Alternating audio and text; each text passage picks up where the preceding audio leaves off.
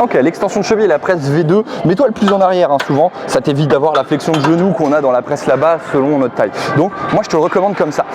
Viens prendre assez en bas et plutôt symétrique, la charge tu la corrèles et on vient juste tendre légèrement les genoux en gardant un léger flex. Surtout si tu as un récurvatum comme moi, là avec trop de charge, tu vas risquer de mettre de la tension. Donc une léger flex qu'on va garder.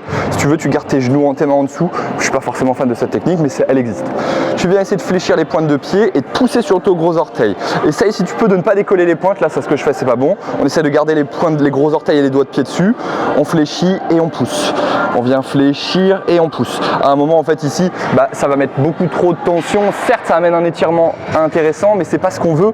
On veut quand même un mouvement avec une amplitude, surtout sur la concentrique, donc faible amplitude.